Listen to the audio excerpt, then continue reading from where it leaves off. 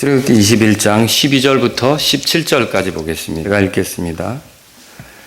사람을 쳐서 죽인 자는 반드시 죽일지니라. 만일 사람이 숨어서 기다리지 않고 하나님께서 그를 그 사람의 손에 넘겨주면 내가 내게 한 곳을 정하여 주리니 그는 거기로 도망할 것이니라. 그러나 사람이 고의로 자기 이웃에게 와서 교활하게 그를 죽이면 너는 그를 내 제단에서라도 끌어내어 죽일지니라. 자기 아버지나 어머니를 치는 자는 반드시 죽일지니라. 사람을 훔쳐서 팔거나 자기 손에 둔 자는 반드시 죽일지니라. 다 같이요. 자기 아버지나 어머니를 저주하는 자는 반드시 죽일지니라. 아멘. 자, 오늘은 제가 하나님께서 만드신 사형제도 이런 제목으로 여러분에게 말씀을 드릴게요. 주님께서는 이미 십계명을 통해서 뭘 말씀하셨냐면 우리가 저번에 봤는데 출애굽기 20장에 보시면 13절에 너는 살인하지 말라 찾으셨죠? 예. 이런 명령을 이미 말씀하셨어요. 그런데 오늘 우리가 읽은 본문은 이런 명령에 대해서 좀 더 자세하게 그러니까 이 명령을 어겼을 때 처벌이 어떻게 되는지 이런 것들을 보여준다고 할 수 있습니다. 그리고 또 5계명인데 12절에 보시면 내 아버지 어머니를 공경하라 5번째 명령인데 이런 것과도 관계된 것들을 좀 이렇게 자세히 보여주고 있다. 그렇게 보시면 되겠습니다. 근데 이제 이 본문을 보시면 반복되는 말이 있는데 죽일지니라 이 말이 반복되고 있어요. 이게 5번이나 이렇게 이제 반복되는 걸 여러분이 찾을 수 있을 거예요.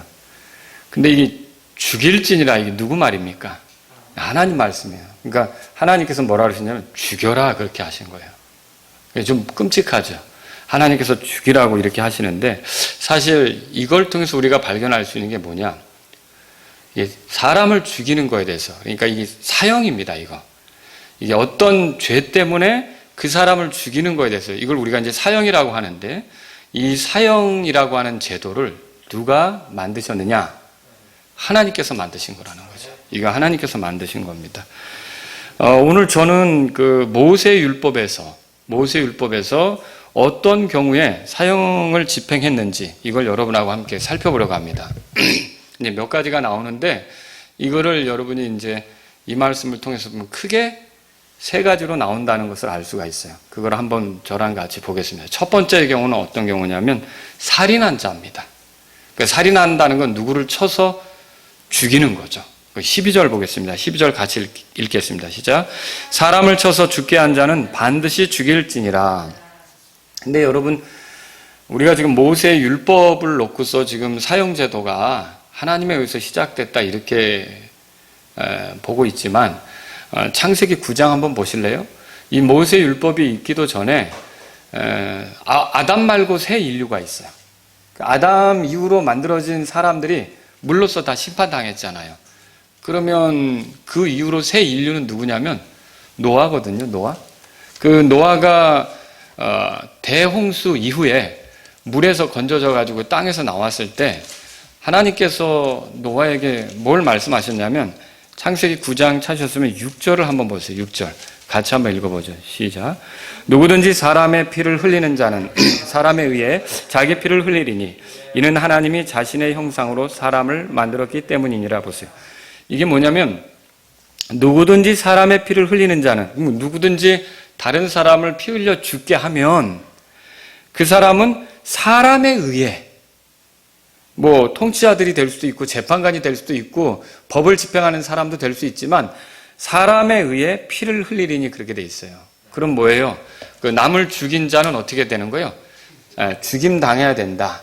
왜냐하면 하나님께서 그 사람의 목숨을 허락하시고 그 사람을 살아가도록 했는데 감히 자기가 하나님이 주신 삶에 대해서 개입해서 그 사람을 쳐 죽게 함으로 말하자면 하나님이 주신 생명을 더 누리지 못하게 하나님에게 도전한 거 아닙니까? 그렇죠? 그렇다고 할 때 이런 그 살인을 한 사람들은 모세 율법이 있기 전부터도 어떻게 됐냐? 사형으로 다스려라. 아시겠죠? 그래서 사형제도는 누가 만든 거예요? 하나님께서 만드신 거다. 이걸 우리가 알고 넘어갔으면 좋겠습니다. 그런데요, 하나님 좀 긍휼이 있으세요. 그러니까 다른 사람을 죽였을 때 무조건 죽인다. 그건 아닙니다. 한번 오늘 본문으로 돌아가 보세요. 13절인데요. 출애굽기 21장 13절에 이렇게 써 있습니다. 같이 읽겠습니다. 만일 사람이 숨어서 기다리지 않고 하나님께서 그를 그 사람의 손에 넘겨주면 내가 내게 한 곳을 정하여 주리니 그는 거기로 도망할 것이니라. 근데 어떤 사람이 숨어서 기다린다는 말이 뭐냐면 죽이려고 작정을 하고 벼르고 있다가 죽이는 걸 얘기하는 거고, 지금 여기서 숨어서 기다리는 게 아니고요. 어떻게 우연히 내 의도와 상관없이 나는 원하지 않았는데 그 사람이 죽게 된 거예요. 나 때문에. 그런 경우 있을 수 있겠죠. 그 성경에서는 또 아마 성경 구약 읽어보신 분은 알 거예요.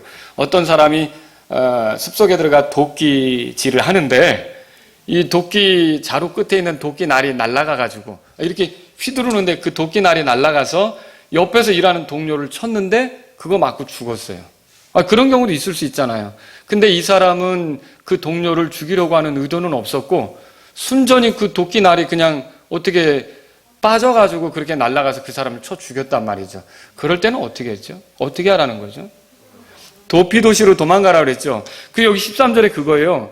내가 내게 한 곳을 정하여 주리니 그는 거기로 도망할 것이니라. 그러니까 다른 사람을 죽이기는 했지만 고의가 아니고, 그러니까 아주 작정하고 죽인 게 아니고 생각지도 못하게 그냥 어떻게 하다가 보니까 이렇게 그 사람이 죽게 되었다고 했을 때 그 죽인 자에 대해서는 하나님께서 아주 그 의도를 가지고 살인한 사람처럼 대하십니까? 아니면 좀 다른 살 길을 주시는 겁니까?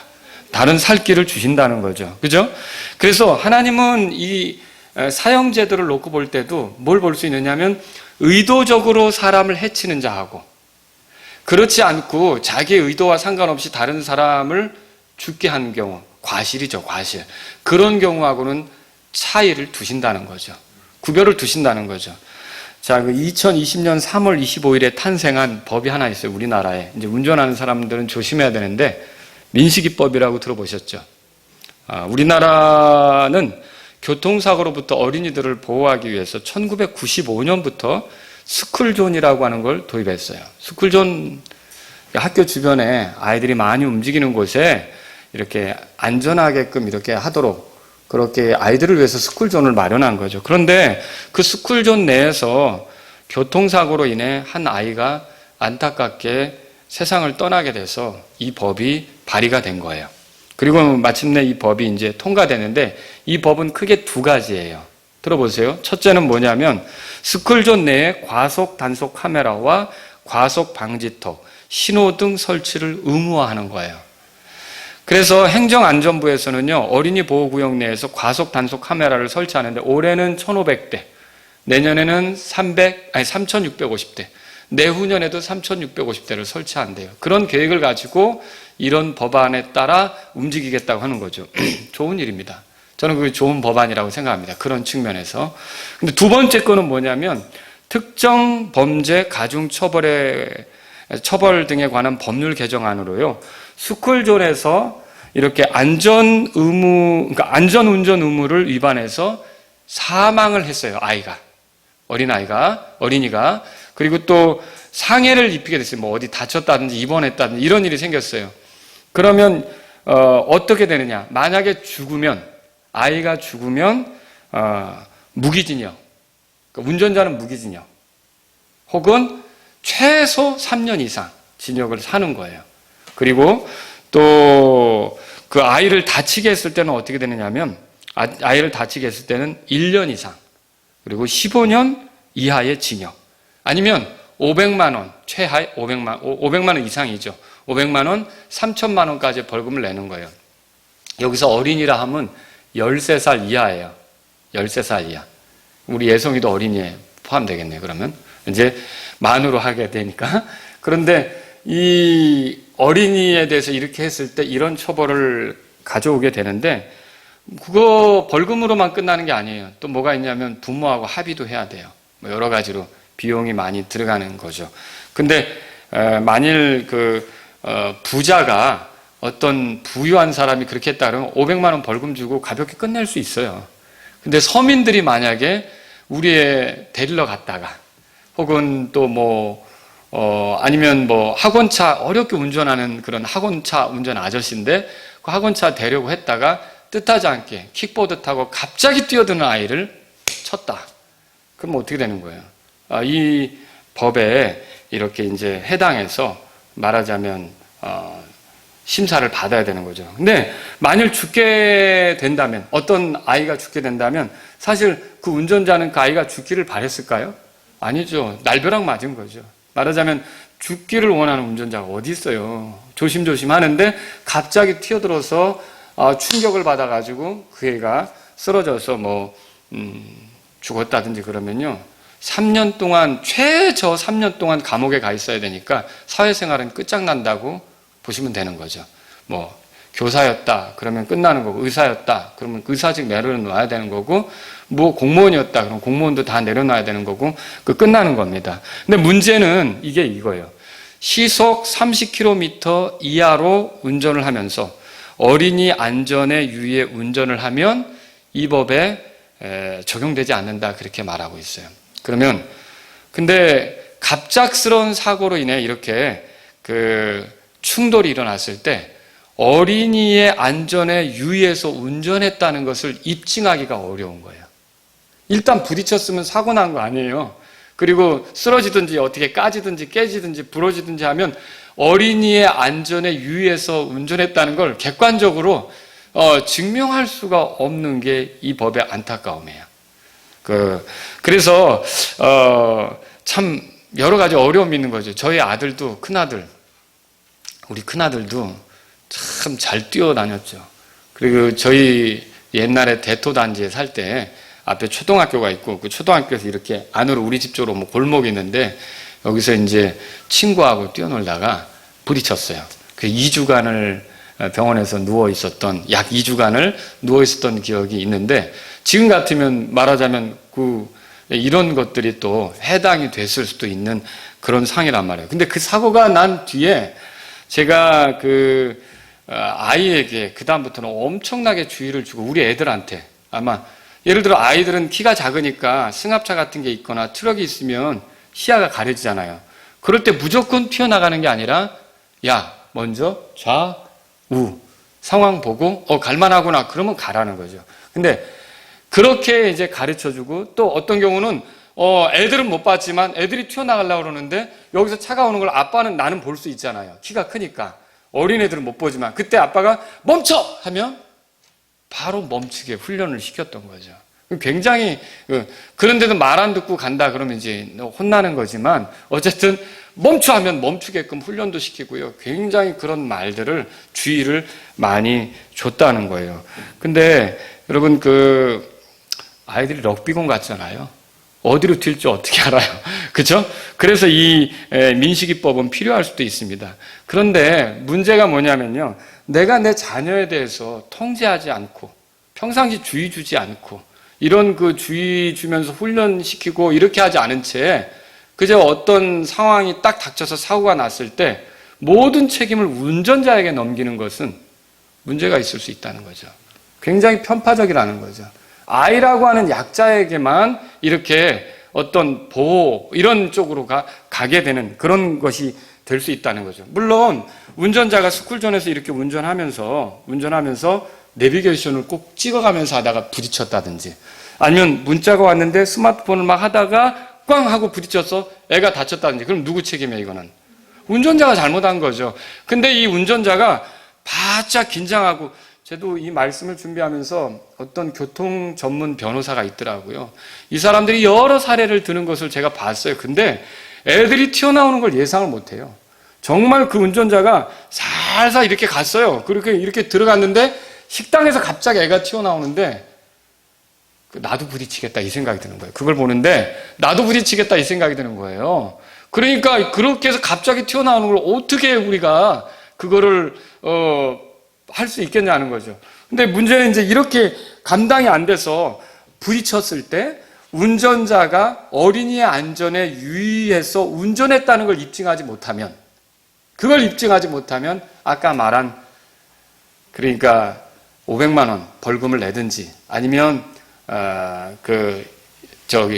징역을 살든지 이렇게 되는 거예요. 이런 문제가 이런 문제가 생긴다는 거죠. 또 합의도 해야 되고요.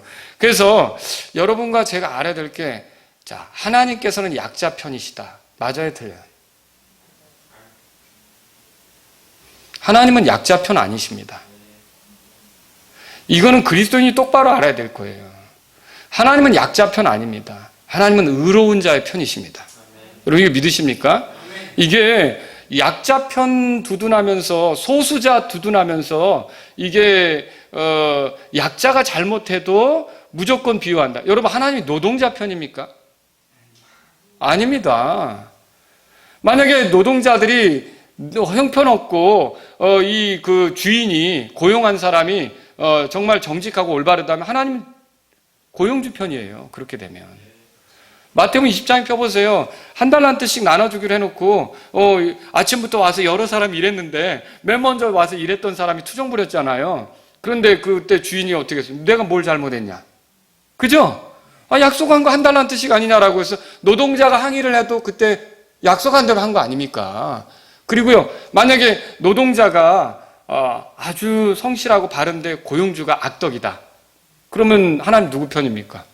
노동자 편이죠, 그때는. 하나님은 약자 편, 강자 편이 아니라 여러분 이걸 알아야 돼요. 하나님은 의로운 것을 추구하는 자의 편이 되시는 거예요. 이거를. 근데 그 그리스도인들도 세상의 영향을 받아서 자꾸만 엉뚱한 생각을 하려고 그러는 거예요. 그 보세요. 성경을 보세요. 찾아보세요. 출애굽기 23장. 그 바로 뒤에 있어요. 출애굽기 23장. 그 듣기는 참 좋죠. 약자 편. 물론 약한 데서 하나님의 권능이 온전해지는 게 사실이에요. 그리고 하나님 앞에서 우리가 약한 게 사실이죠. 하나님하고 비교해서 우리가 뭐 대단합니까? 그렇죠? 근데 사람과 사람 사이에는 이 사람이 돈이 더 많을 수도 있고 이 사람이 지위가 더 높을 수도 있고 이 사람이 더 힘이 있을 수도 있고 그런 차이는 있잖아요. 근데 하나님께서 무조건 약자 편이다. 그건 아니라는 거죠. 자 보세요. 출애굽기 23장에 보시면 3절에 뭐라고 돼 있어요? 재판할 때 누구 편을 들어야 되느냐? 약자 편을 듣냐? 아니라는 거예요. 3절 다 같이 읽겠습니다. 시작. 너는 가난한 자의 소송에서 그에게 호의를 보이지 말지니라. 아니 가난한 자의 소송에서 호의를 보이지 말라고 그랬어요. 무슨 말이에요? 가난한 자라고 두둔하고 힘없는 자라고 편들 게 아니라 공정하게만 하라 이거예요. 올바르게만 하라 이거예요. 알겠죠? 그래서 민식이법은 여전히 논란의 소지가 있고요. 이 법을 개정해달라는 청와대 청원이 35만 명이 넘었어요. 지금. 특히 이게 뭐가 문제냐면 과실과 고의를 구분 안 해요.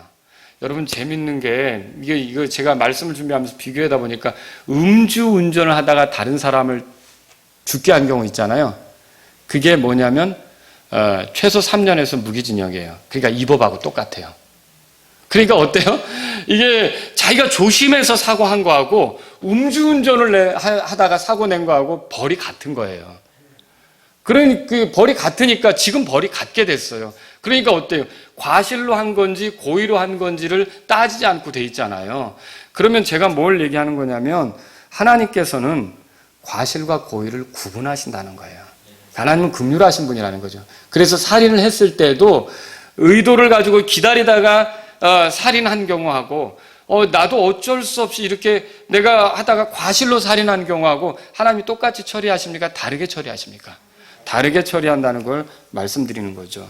만일 의도를 가지고 이웃을 죽였다면 어떻게 해야 돼요? 14절 보세요. 출애굽기 21장 14절. 다 같이 읽겠습니다. 시작.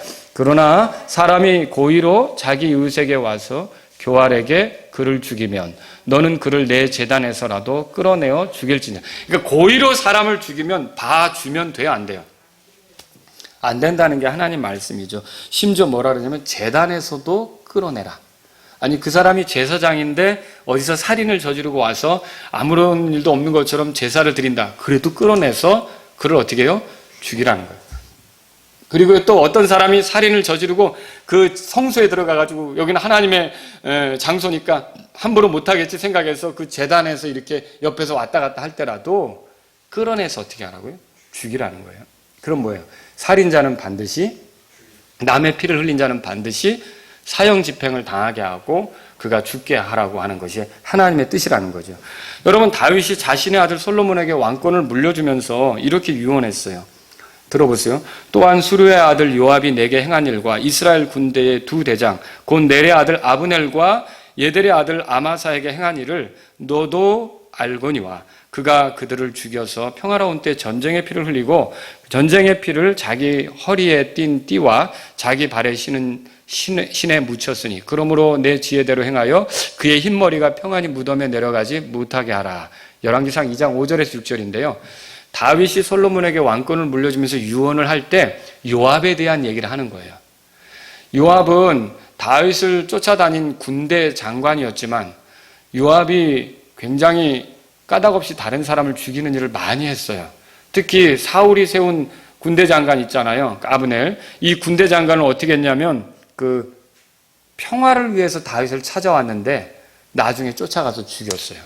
그리고 또 나중에는 아마사라고 하는 사람을 다윗이 군대 장관으로 세웠는데 어떻게 했냐면 자기 자리를 빼앗긴 거거든요.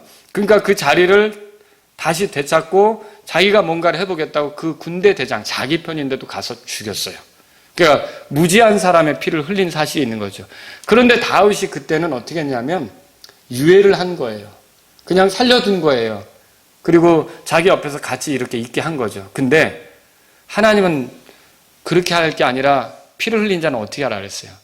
반드시 죽이라 그랬잖아요. 반드시 죽일지니라. 그러니까 그걸 유언으로 남기는 거예요. 자기가 못했거든요. 요압의 세력이 너무 강했고 이렇게 해서 못했지만 솔로몬에게 뭐라고 말하는 거냐면 반드시 그를 죽여라. 네가 지혜롭게 행해라. 그래서 어떻게 솔로몬은 아버지의 유언 따라 행동하게 됩니다. 그래서 열왕기상 2장 29절에 이렇게 써 있어요. 어떤 이가 솔로몬 왕에게 고하되 요압이 주의 성막으로 도망하였는데 보소서 그가 제단 옆에 있나이다 하므로 이에 솔로몬이 여호야다의 아들 브나야를 보내며 그 이르되 가서 그를 덮치라 하니라. 그러니까 이런 사실들을 알고 요압이 겁을 먹고서 성막 제단을 붙잡고 있었던 거예요. 성막 제단 거기에 있었던 거예요. 근데 그거를 솔로몬에게 누군가가 얘기하니까 솔로몬이 자기의 말하자면 가까운 군인인 브나야를 시켜서 어떻게 하는 겁니까? 가서 쳐서 죽여라 그러는 거예요. 근데 브나야를 보냈더니 요압이 제단 옆에 있으면서 안 나오겠다는 거예요. 차라리 거기서 죽겠다는 거예요. 그러니까 그 얘기를 솔로몬에게 와서 하니까 솔로몬이 뭐라 그러냐면 그러면 그의 말대로 그렇게 죽여라. 그래서 제단에 있는데도 끌어내서 결국은 그 제단 뿔을 잡고 버티려고 하는 사람도 어떻게 했냐면 죽였던 거죠. 이게 뭐예요? 반드시 피를 흘리게 한 자는 이웃을 교활하게 죽인 자. 이게 요압이거든요. 요압의 모습이거든요. 어떻게 하냐면 제단에서라도 끌어내려 죽이라고 한 말씀에 따라 그렇게 한 거라는 거죠. 아시겠죠? 다만 살인자는요. 한 사람의 증인으로서 그 사람을 죽게 해서는 안 됩니다. 이게 악한 의도를 가지고 모함해서 사형 집행을 할 수도 있잖아요. 그죠? 그래서 하나님이 이런 것들을 막기 위해서 민수기 35장 30절 31절에 이렇게 써 있어요. 사람을 죽이는 자가 누구든지 증인들의 입에 의거하여 그 살인자를 죽일 것이나 한 증인이 어떤 사람을 대적하며 증언하여 그가 죽게 하지 말지니라. 이게 무슨 말이에요? 그러니까 누군가를 사형으로 이렇게 죽이려고 할 때 단지 한 사람의 증인이 있다고 해서 그 사람 말만 듣고 죽이면 안 된다는 거죠. 왜 그렇습니까? 너무 쉽게 잘못해서 모함에 의해서 사람이 죽으면 안 되잖아요. 이런 것들을 막기 위해서 충분한 증거와 충분한 목격자 이런 것들로 검증이 된 가운데 그걸 집행하라는 뜻이죠. 가볍게 하지 말라는 거예요. 그리고요 31절에는 이렇게 써 있어요. 민수기 35장 31절에 또 너희는 죽을 죄를 진 살인자의 생명을 구하기 위해 배상을 받지 말고 반드시 그를 죽일 것이며. 그래서 뭘 얘기하는 겁니까? 죽어 마땅한 살인자는 살려둘 게 아니라 반드시 죽여라. 그러니까 사형제도를 시행하라. 그러니까 살인한 자, 교활하게 피를 흘린 자는 죽여야 된다. 이게 누구 뜻입니까? 하나님의 뜻이에요. 그래서 사형제도는 누가 만든 거예요? 하나님께서 만든 거라는 걸 알 필요가 있는 거죠. 두 번째는 누구를 죽이라고 합니까? 15절에 보세요. 오늘 본 말씀 출애굽기 21장 15절입니다. 같이 읽어보겠습니다. 시작. 자기 아버지나 어머니를 치는 자는 반드시 죽일지니라. 우리가 이제 역사, 세계사 이런 거 배우다 보면 고대 바벨론에는 함무라비 법전이라고 있었어요. 근데 이 법전에서는 부모를 때리는 자식이 소개되는데 부모를 때리는 자식은 어떻게 하느냐? 그 손을 자르라고 그랬어요. 그 법전에서는. 그런데 함무라비 법전은 그렇게 말했지만 성경은 어떻게 하냐면 부모를 때린다? 그럼 죽이라는 거예요, 그 사람을. 그러니까 부모를 때리는 자식은 어떻게 하라고요? 하나님이 죽이라는 거죠. 하나님께서 그를 죽이라고 명령하셨다는 거예요. 더 엄격했다는 것이죠. 자, 이거는요, 5계명에서 부모를 공경하라 그랬잖아요. 이렇게 부모를 공경하라고 한 것을 제대로 시행하지 않을 때 어떻게 해야 되는지 우리에게 구체적으로 보여주고 있다는 거죠. 자, 여러분 거기 한번 보세요. 부모를 치는 자는 어떻게 하라고 그랬어요? 반드시 죽이라 그랬죠. 신명기 21장에 가보세요. 신명기 21장. 그 사례가 소개되고 있어요. 신명기 21장 찾아보겠습니다. 18절에 제가 읽어드립니다. 어떤 사람에게 고집이 세고 반항하는 아들이 있는데 그가 자기 아버지의 음성이나 자기 어머니의 음성에 순종하지 아니하고 진짜 아버지 말, 어머니 말 되게 안 들어먹는 거예요. 그런 자녀가 있는 거죠. 그래서 그들이 징계해도 그들의 말에 귀를 기울이지 아니하거든. 아니, 바로잡으려고 징계를 해도 도대체 아버지, 어머니 말을 안 들어먹는 거예요. 그런 사람이 있는 거죠. 그때 19절에 그의 아버지와 어머니가 그를 붙잡아서 그를 데리고 자기 고장의 성문에 이르러 자기 도시의 장로들에게 나가 자기 도시의 장로들에게 말하기를 우리의 아들은 딸도 될 수 있고요. 우리 아들은 고집이 세고 반항하며 우리의 음성에 순종하려 하지 아니하고 음식을 탐하는 자의 술주정뱅이라 하거든. 21절 다 같이요. 그의 도시의 모든 사람이 그를 돌로 쳐서 죽일지니 너는 이같이 하여 너희 가운데서 악을 제거할지니라. 그리하면 온 이스라엘이 듣고 두려워하리라. 그렇게 돼 있어요. 그러니까 이렇게 고집 세고 아버지 어머니 말을 들어먹지 않는 자녀에 대해서는 징계를 했는데 매를 맞는데도 안 들어먹는 거예요. 그러면 어떻게 하라고 돼 있어요, 성경에는? 돌로 쳐서 죽이라 이렇게 돼 있는 거죠. 또한 17절에 보세요. 출애굽기 21장 오늘 본문의 17절에 한번 가보세요. 다 같이 읽겠습니다. 시작. 자기 아버지나 어머니를 저주하는 자는 반드시 죽일지니라 그랬어요. 여기서 이제 부모를 저주한다 이 말은 부모를 해할 의도를 가지고 악의적으로 대하는 거예요. 이렇게 기회를 엿보면서 부모를 골탕 먹이려고 하고 부모를 비방하거나 욕하는 그런 걸 얘기하는 거예요. 이런 자는 어떻게 하라고요? 죽이라고 이렇게 돼 있는 거예요. 그런데 이것만이 아니라 좀 더 넓은 의미로 뭘 얘기하는 거냐면 이제 늙고 재력이 없어서 스스로 살아갈 수 없는 그런 힘없는 부모 있잖아요. 이런 부모에 대해서 방치하고 무시하고 그 자녀로서의 의무를 다하지 않는 경우도 여기에 해당할 수 있다고 보는 거죠. 자, 이게 왜 그렇습니까? 자기를 낳아준 부모를 공경하지 않는 것은 자기를 이 땅에 있게 한 하나님을 공경할 수 있겠습니까? 보이는 부모를 공경하지 않는데 보이지 않는 하나님은 공경할 수 있겠냐고요. 생각해 보세요. 눈에 이게 보이는 부모는 하나님이 나를 이 땅에 있게 하기 위한 도구로 쓰신 거예요. 그렇지 않습니까? 근데 내가 나를 이 땅에 있게 하기 위한 도구로 쓴 그 존재를 내가 무시하고 함부로 대하는 것은 결국 하나님이 하시는 일을 내가 무시하고 소홀히 대하는 것과 같은 거죠. 하나님을 기쁘게 하지 않는 거라는 거죠. 하나님은 이런 자들에 대해서 뭐라 했어요? 반드시 죽이라. 이렇게 했던 거죠.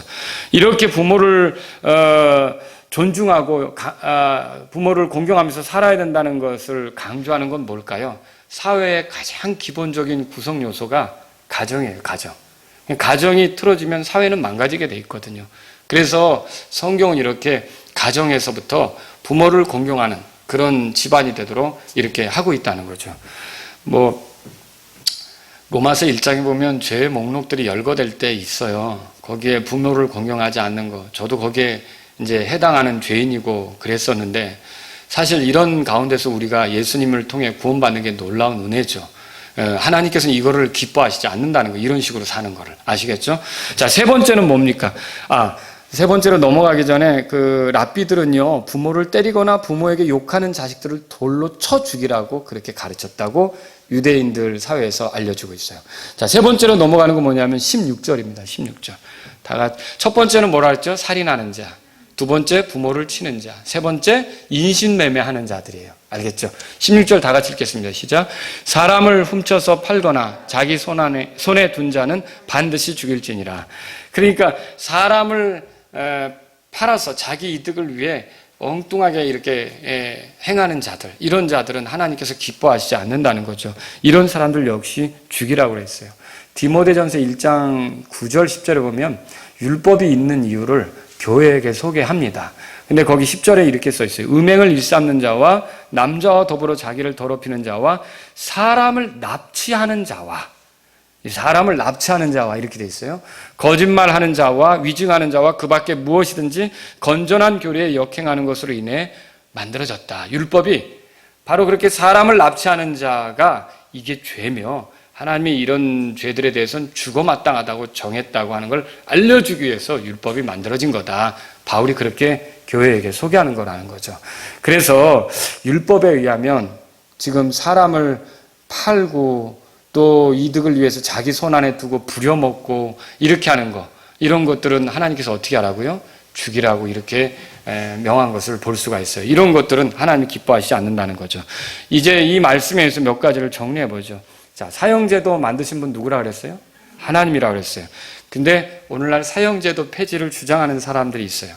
근데 결국 사형제도 폐지를 주장하는 건요, 하나님이 만든 것들을 우리가 폐지하자 그런 것과 같은 거예요. 그리스도인들은 이거 잘 아셔야 돼요. 저도 한때, 지금은 그 영화 제목이 생각나지 않은데 젊었을 때 굉장히 오래전이었어요. 굉장히 오래, 그 영화 제목도 잊어버렸어요. 근데 굉장히 그 영화를 보고 좀 충격을 받았어요. 어떤 거냐면 어떤 사람이 죄를 짓지도 않았는데 그 사람이 다 뒤집어 쓰게 된 거예요. 그래서 사형 판결을 받을 수밖에 없게 된 거예요. 근데 이 사람은 자기의 측근들을 동원해서 자기가 죄가 없다는 걸 밝히려고 무진장 애를 썼거든요. 근데 결과적으로는 어떻게 됐냐면 밝혀내질 못했어요. 근데 아주 놀랍게도 어디서 이 사람이 범인이 아니라는 게 이제 드러나게 된 거예요. 그래가지고 그걸 알게 된 사람들이, 이제 일하던 사람들 있잖아요. 서둘러서 그 자료를 말하자면 그 교도소로 보내게 된 거예요. 보내게 됐는데 문제는 뭐냐면 그 사람이 이미 사형 집행을 당한 뒤에 그게 간발의 차이로 도착하게 된 거예요. 근데 그걸 보고서 제가 좀 충격을 받았죠. 아, 이런 경우도 있겠구나. 자, 제가 이런 걸 보면서 그래서 사형제도 폐지를 주장하는 사람들도 있겠다라는 생각을 해보는 거예요. 근데 이것은 사형제도의 문제가 아니라 법을 다루는 사람들의 문제라는 거죠. 아까도 증인이 명확하지 않으면 유예해야 되잖아요. 그렇죠? 꼼꼼하게 확고하게 다 정확히 따져보고 정확하게 하고서 해야 되는데 이게 그게 아니라는 거죠. 그래서 이거는요, 법을 다루는 사람들, 죄를 판단하는 사람들, 판결하는 사람들이 얼마나 더 꼼꼼하고 책임감 있게 이 일을 해야 하는지를 보여주는 그런 예라고 하는 거죠. 그리고 명백하게 죄가 드러나기 전까지는 사람을 아주 그냥 즉결 심판하듯이 해서 죽이는 건 옳지 않다는 거죠. 사람이 또 이게 있어요. 욕심에 사로잡혀서 실적을 만들려고 죄인도 아닌데 죄인으로 만드는 그런 일을 하는 사람도 있다고요. 그런데 보세요. 성경에 뭐라고 말합니까? 출애굽기 23장 보세요. 그 뒤에. 출애굽기 23장 7절에. 자, 다 같이 읽겠습니다. 시작. 너는 거짓된 일로부터 내 자신을 멀리하며 무죄한 자와 의로운 자를 죽이지 말라. 나는 사악한 자를 의롭다 하지 아니하리라. 그러니까 법이라는 것을 이용해서 죄 없는 사람을 의도적으로 죽이려고 하는 건 하나님이 기뻐합니까? 아니라는 거죠. 권력을 가져서 법을 이용해서 죄도 없는 사람을 죽이려는 걸 하나님이 기뻐하지 않는다는 거죠. 여러분, 이 죄도 없는데 죄를 뒤집어 씌워 죽인 그런 피해자 여러분 알고 계세요? 예수님이에요. 예수님이 그 피해자세요. 예수님에게 죄가 있어요, 없어요?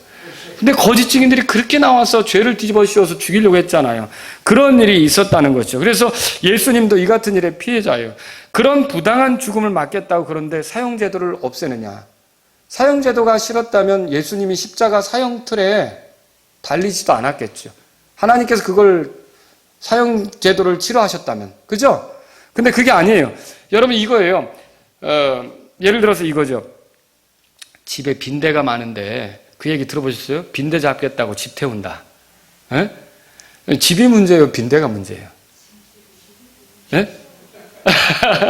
또 곤란스럽죠. 그렇죠? 빈대 잡아야지 왜 좋은 집까지 태우려고 그래요. 그런데 아예 이제 집까지 이제 없애버리려고 하는 거죠. 말하자면 제가 여러분에게 드리는 사형제도의 어떤 부작용이 보일 수 있어요. 그 부작용은 사형제도가 아니라 사람이 약하기 때문에, 사람에게 죄성이 있기 때문에 그럴 수도 있다는 거죠. 그런데 어때요? 이런 그런 부작용 때문에 사형제도 자체를 거부하고 이런 것들을 없애야 된다고 말하는 사람들이 있는데, 여러분 여기서 중요한 거는 죽일진이라 이런 말은 취소할 수가 없다는 것이죠. 그리고요, 만약에 그 잘못해서 사형을 집행한 사람들 있잖아요. 자기 불법으로 사형을 집행한 사람들, 자기 꾀를 써서 죄가 없는 사람을 죽인 사람들 있죠. 그런 사람들에게도 사형제도는 통합니까? 적용되는 겁니까? 적용되는 거죠. 그래서 이거는 얼마든지 적용될 수 있는, 과실이 아니고 고의로 그렇게 법을 이용해서 누군가를 죽였다면 그런 사람들도 사형 대상이 된다는 거죠. 그래서 형사들, 검사들, 재판관들 이들이 더 신중하게 해야 되는 거지. 물론 과실로 사람을 죽이는 예도 있어요. 그런데 그런 경우는 최대한 노력을 해서 줄여야겠죠. 그런데 뭐 도끼날도 날아가니까 사람도 말하자면 옳게 판단을 하지만 과실로 그렇게 할 수도 있는 경우가 있겠죠. 그렇다고 하지만 여러분, 이 사형 제도라고 하는 건 하나님께서 만드신 거라는 거죠. 그러면 여기서 궁금한 게 있어요. 왜 하나님이 사형 제도를 만드셨을까요? 사형 제도는 죄값이 무엇인지를 알려줍니다. 죄의 싹은 뭐예요? 사망이라는 걸 알려주는 거예요. 그래서 죄를 가볍게 다루지 않게 하는 거예요. 실제로 모든 죄들은 시간 차이가 있을 뿐이지 다 사형 집행이 되는 거예요. 아까 다윗이 못 죽인 걸 누가 죽였어요? 솔로몬이 죽였죠? 그거와 똑같아요. 내가 죄를 졌지만 내가 당장 형장에 끌려가서 죽지 않아도 하나님은 나에게 사형 집행을 하실 수 있다는 거예요. 여러분, 한 번 죽는 것은 사람들에게 정해진 거 아닙니까? 누구나 다 결국은 이 땅에 살면서 우리가 죄들을 용서받아 부활 생명은 가졌지만 육신이 있고 육신으로 죄악된 것들을 또 기울이고 이렇게 가기 때문에 육신은 심판을 받아야 되는 일이 있는 거 아닙니까? 그래서 우리가 죽음에 이르게 되는 거 아닙니까? 여러분, 죽어 마땅하다는 하나님의 심판이란 말 읽어보셨어요? 로마서 1장 32절에 써있죠. 그래서 결국 법에 의한 사형제도든 인생을 살아가면서 한 번 죽음으로써 죽게 되든 죄에 대해 죽음을 선고하신 분은 누구냐? 하나님이세요. 그러니까 죄인은 죽는다. 이걸 누가 정한 거예요? 근데 이 사형제도를 폐지하려고 하는 건 그게 싫은 거예요. 왜 죄 졌다고 죽어야 되느냐? 왜 죄 졌다고 죽어야 되느냐? 그게 싫은 거예요. 사형제도는 죄에 대해서 반드시 심판이 있다는 걸 보여줍니다. 그렇지 않습니까? 사형제도 폐지를 주장하는 사람은 죽어야 마땅하다는 하나님의 심판을 조롱하는 것과 같은 거예요. 반드시 죽일 것까지는 없지 않느냐, 이렇게 나오는 거죠. 마치 자신들이 하나님보다 더 권대하고 사랑이 넘치며 더 용서할 줄 아는 자들인 것처럼 보이려고 하죠. 그러나 여러분, 용서라고 하는 거는요, 율법에 뭐라고 돼 있어요? 피 흘림이 없은즉 사면이 없다. 그게 뭐예요? 생명이 들여져야만 죄가 해결되는 거예요. 그러니까 사형 집행이 이루어져야 끝나는 거지, 죄가 사형 집행도 없이 죄가 용서되는 거는 하나님의 공의하고는 안 맞는다는 거죠. 그래서 여러분과 제가 알아야 될 게, 예수님도 십자가에서 죽으신 게 사형 집행을 당하신 거예요. 우리가 당해야 될 사형을 말하자면 예수님이 그렇게 당한 것과 같은 거죠. 살인자나 폐륜적인 사람, 인신매매로 인해 남의 인생을 비참하게 만든 사람에 대해서 관대하게 구는 것은요, 죄에 대한 방조와 같은 거예요. 반드시 죽일지니라라고 말씀하신 주님의 처벌을 기억해야 돼요. 죄값은 반드시 처벌돼야 되는 거예요. 심판은 반드시 집행돼야 되는 거죠. 이 사형제도는 그걸 보여주는 거예요. 그리고 사형제도의 가장 억울한 피해자가 누구라고 말씀드립니까, 여러분? 예수님이에요, 예수님. 사형제도의 피해자예요, 어떻게 보면. 죄가 없는데도 죽임당하셨던 거죠. 누구 죄 때문에 죽임당하셨어요? 우리 죄 때문에 죽임당하신 거죠.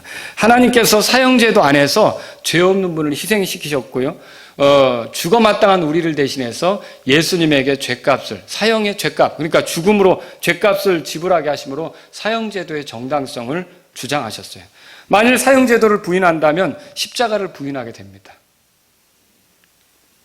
왜 안 해도 될 일을 그렇게 했느냐라고 말하게 되겠죠. 그렇죠? 십자가 사건을 괜한 일, 억울한 일, 없어야 하는 일로 치부하게 된다는 거예요.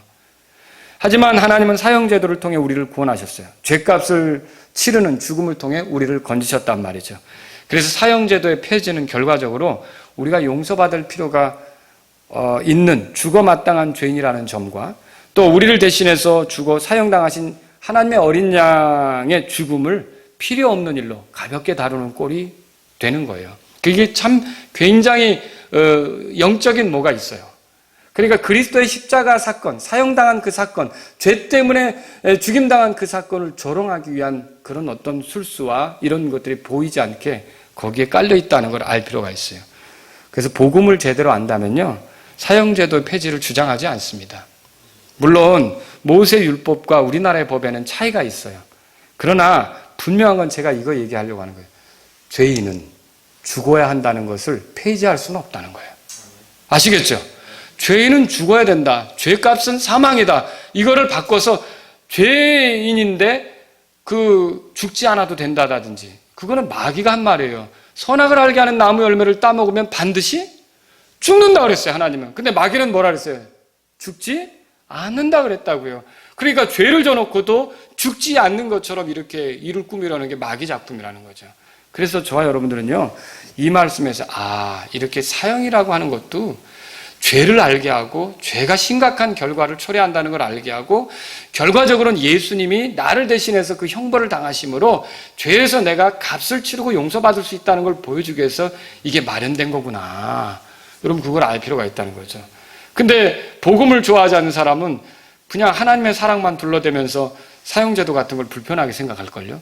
그게 없어야 더 하나님이 사랑의 하나님이고 은혜로운 것처럼 얘기하려고 할 거라는 거죠. 여러분, 피 흘림이 없으면 사면이 없다 그랬어요. 누가 죽지 않으면, 생명을 지불하지 않으면 용서는 없는 거예요. 그걸 알 필요가 있는 거죠. 오늘 이 말씀은 우리에게 다른 이들에게 해를 끼치지 않아야 되는 것과 또 부모에게 감사와 존경을 표하는 것도 말해주고 있어요. 그러니까 여러분, 이 말씀을 대할 때 우리가 로마서 13장 10절의 말씀을 생각하게 되는데, 사랑은 자기 이웃에게 해를 끼치지 아니하나니 그러므로 사랑은 율법의 완성이니라. 우리가 사랑하며 살아간다면 남을 해하려고 하겠어요? 그죠? 남에게 이렇게 또 피해를 주려고 하겠어요? 부모를 함부로 무시하겠어요? 그래서 저와 여러분들은 성령을 따라 우리를 사랑하신 하나님의 은혜를 안다면, 우리도 그 사랑을 받은 대로 다른 사람을 사랑하면서 살려고 한다면 우리는 자유롭게 이렇게 주님을 섬기며 갈 수 있다는 것을 기억하시면 좋겠습니다. 우리 다 같이 일어서시겠습니다. 오늘 이 말씀을 들으신 여러분 가운데 죽어 마땅한 우리가 예수님의 형벌 당하심으로 건짐받았다. 하나님이 정하신 사형제도에 맞게 내 죄 때문에 예수님이 죽어서 나를 자유롭게 하셨다. 이것이 감사하다고 느껴지신다면 여러분이 주님의 은혜를 찬양하시며 이제는 하나님께서 금하신 것들을 하지 않으려고 하는, 그리고 자발적으로 주님 앞에 주님이 기뻐하신 대로 나아가려고 하는, 형제와 자매를 사랑하려고 하는 그런 사람들이 되기를 바랍니다.